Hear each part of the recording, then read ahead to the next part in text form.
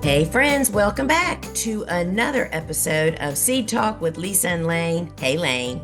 Hello, can you believe it's October already, Lisa? I cannot. I'm always just so happy for fall and the crops that it brings in and the whole cool flower thing. And I just think so many of the flowers that we grow all summer that we have a succession specifically for fall are just more beautiful in the fall for some reason. They So, yeah. are. Well, that leads So, right into our topic, Lisa. So, we're going to be doing a special little series here for the next several weeks. So, every Thursday, we're going to be doing a little fall flower spotlight, and we're going to be talking about some of our very favorite warm season plants that we love to plant specifically for fall blooms. So, be on the lookout for these every week. Should we get started with this week's flower? see what it is.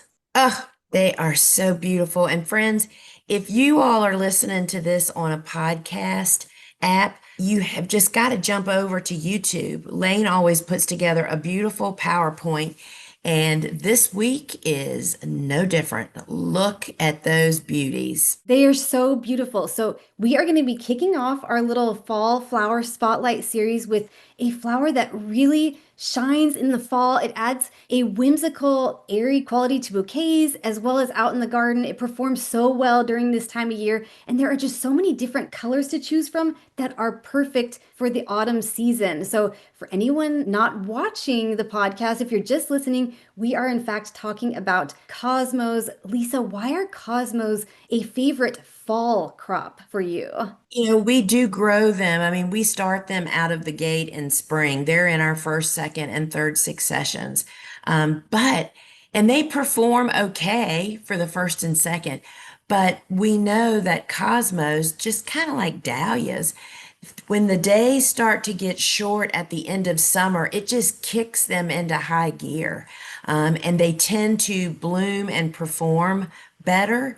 And in my personal experience, cosmos harvested in the fall last a lot longer than the ones harvested in the month of July, even when I you do it agree. properly. There's something about them. They're just a better quality, I feel like. And I'm not sure, even just for out in the garden, maybe it's the angle of the sun. They really just seem to sparkle at this time of year. Do you think Yes, that too? I totally agree with that. And, yeah, it's like, that feeling you have in spring when the first flowers bloom. It's like, oh my goodness, I've never seen a flower that beautiful. Well, you have. You said that last spring, but it's just, but I think fall heading out of the heat of summer just opens our eyes. And cosmos, they just put on the party in fall, and that helps so much. Is this a flower that is in demand for cut flower growers as a flower farmer, Lisa, in fall specifically? So, in our high production years, which was for about a decade,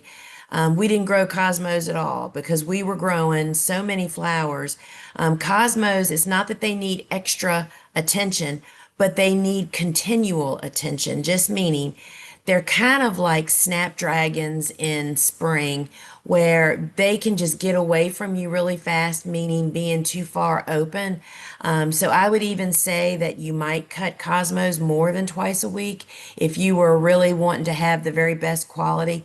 Because for your end customer or you to use them as a cut flower, they need to be cut when they're in the opening stage so that they open in the vase so that that person gets the most days of life. So I particularly think that if I was a small grower, and particularly if I was going to a farmer's market that had decent traffic, I would surely fill my booth up with cosmos in the month of September and October. They are intoxicating, and I get it now that we grow so much of them, and we've kind of mastered the cutting stage and just how stinking beautiful they are. And I mean, there's just something, I see why people fuss with them, but it definitely takes a learning curve. 5 year Bobo says on a regular basis now, I cannot even believe I'm saying this. Look how beautiful these cosmos are. She's the cutter. And I mean, she hated their guts just 5 years ago. And it was just because we kind of hadn't they've got to be netted. We hadn't mastered stage to harvest. Were really performed their best, and we've just mastered all that now. So if you master it, you will create a demand that you could never fill. Do you want to give a quick stage to harvest tip for these? Sure. So I just actually harvested some cosmos last night because rain is here. We're pouring rain right now. And we know that rain just really beats the thunder out of cosmo bloom. So first off, this is a double click. Look at the ruffles, the layers of petals, which makes, I have definitely learned that cosmos with multiple additional petals beyond the single layer of a single, they just last longer. And it's Yes. because they have more tissue. But this guy is, and you can see this stem has one, two, three, four, five shoots. And not all these small ones are going to actually probably open, but here's the main one. But this is the stage to harvest. It's just they're just cracking open, and this is kind of our equation. We like to have the main flower either more open than this or opening with one soon after, and that just makes for the best long haul in the vase. And of course, the darker colors last longer just because they don't show blemish, And so if this was white, which I have some white ones, they show spots earlier, so they might not last as long. But yeah, as they're cracking is the secret sauce. Lisa, what are some of your favorite varieties for fall? There are a lot of good ones. Oh my goodness. So in this image that we're looking at, and I don't think I have any. Oh, I do. The picture on the bucket on that's mixed the most with all the white on it, right in front of all that white is one called Rubenza. And Rubenza is a kind of a winey kind of color. And it's almost, I don't know what you would describe that as, but here's the perfect example. This is the color it blooms, this dark maroon. I mean, Yeah. it's just a very unique color. But this is what the petals fade to. And it doesn't, this is a Oh, little bit older, but it's almost like a pair of stonewashed blue jeans. They get a little faded, but it still looks so cool and so very, very interesting. And another one that really surprised us this year, this is Apricota, and yes. she is perfect for fall. It's got a pink base with a little bit of golden yellow painted on it with a little bit of salmon. I mean, it's just really, really beautiful. And that image that you had up, the bicolor that's dead center there on the Yes. left, that is bicolor violet.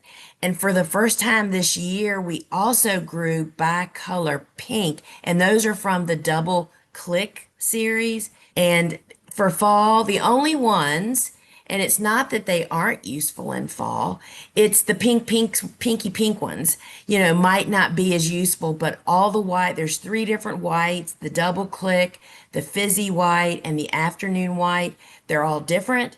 They're all just, I love fizzy white. And white makes everything else look better. Um, Yes. and Rubenza and the double click cranberry, which we just saw, and that double click violet bicolor is just spectacular. I just feel like we all get in such a darn hurry to grow cosmos in spring, and then I hear a lot of belly aching about them in the summer. And it's like, if that's been your experience next year, don't plant them on the first succession.